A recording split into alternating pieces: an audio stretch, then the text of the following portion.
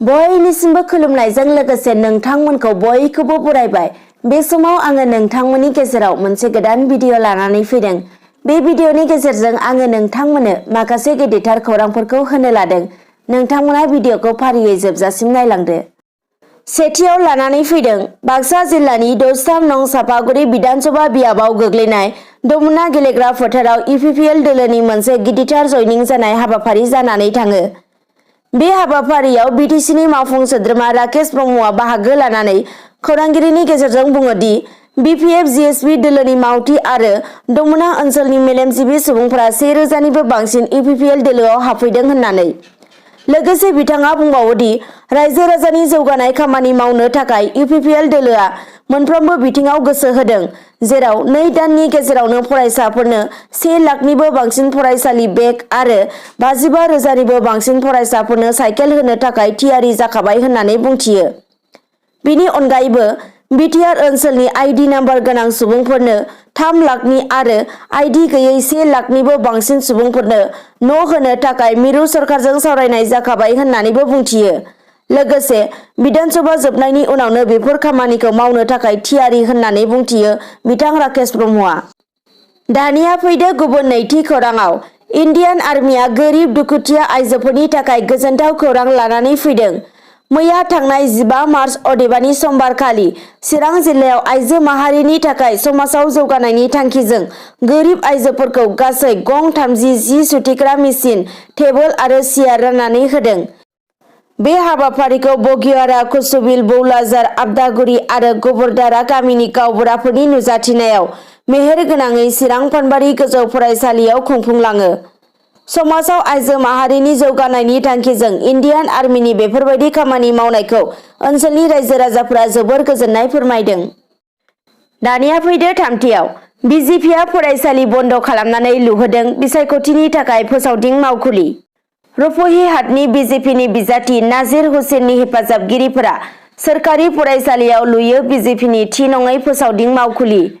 जायनि उनाव जायगानि सांग्रां सुबुंफोरा सोरखारि फसंथानाव बबेबा दोलोनि फोसावदिं मावखुलि लुनायनि सायाव अजद होयो। जाथायनि बागै जायगानि प्रसासनखौ मिन्थिहोनायाव रुप'हिनि सार्कोल अफिसारनि दैदेननायाव फरायसालिसिम सौहैनानै बिजेपिनि फोसावदिं मावखुलिखौ बुख्रुबनानै सिफायनानै होयो।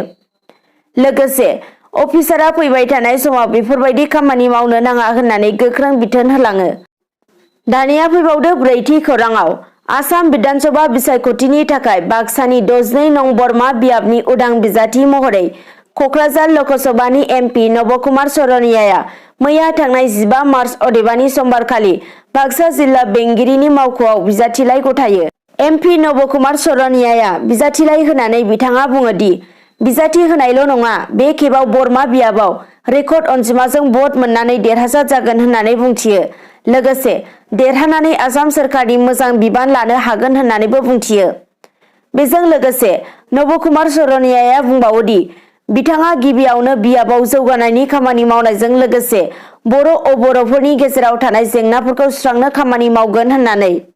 लोगोसे बिथाङा बुंबावो दि गावनि बिजाथिलाइ होनायाव जथाय सोरखारा जेबो रोखोमनि जेंना सोमजिहोनाय नङा होननानै।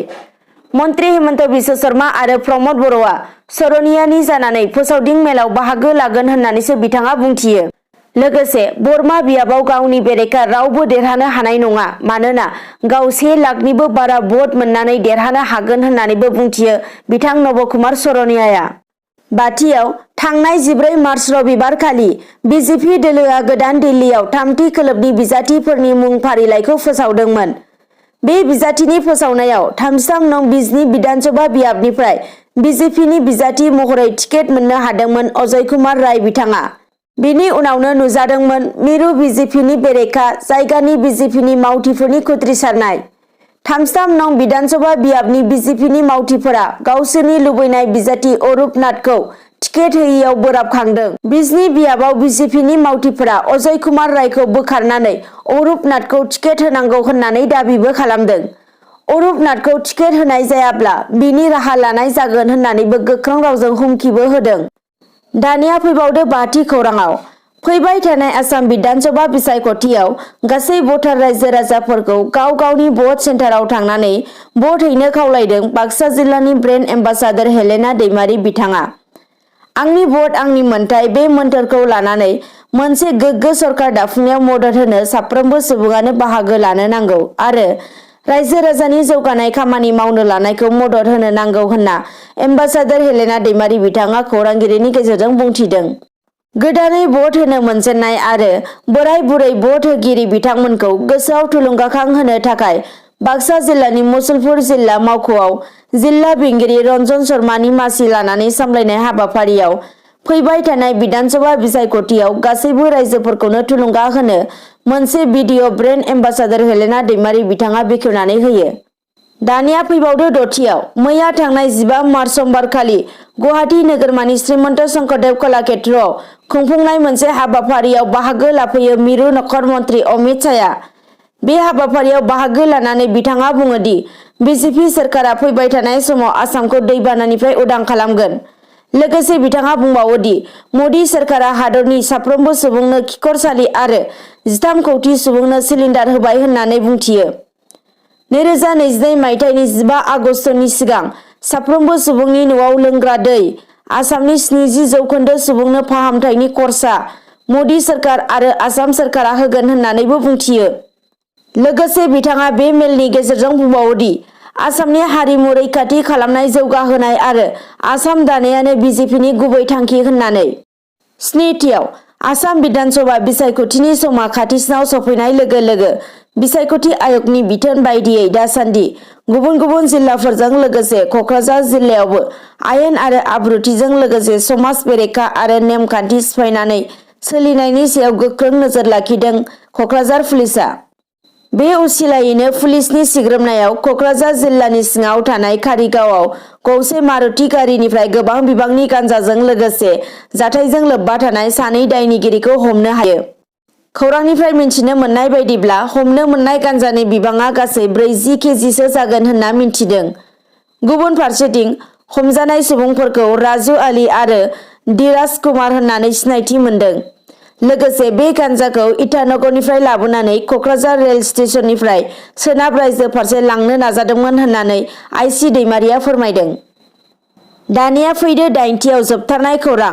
दिनै 16 मार्च मंगलबार अदेबानि दिनैनि सानाव हादर नाङैनो बन्द थागोन बेंकनि खामानि।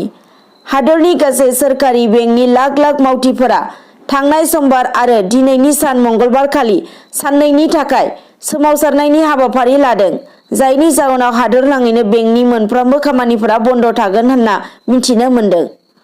मिन्थिनो मोननाय बायदिब्ला रायजोआरि अदेबानि सोरखारि खोन्दोनि बेंकफोरखौ गावखुंथाय बिगोमाफोरनो गथायनो नागिरनायनि हेंथायै दुलाराय भारत हादरावनो बेनि मावफारिफोरा बे सोमावसारनायाव बाहागो लादों। दिनै फुंबिलिनि खौरांफोरा बेखिनियानोसै। नोंथांमोना जुदि भिडिअखौ नायनानै मोजां मोनदोंब्ला लाइक, कमेन्ट, शेयार, साबस्क्राइब खालामनो दाबाव। एसेनोसै, गोजोन्थों।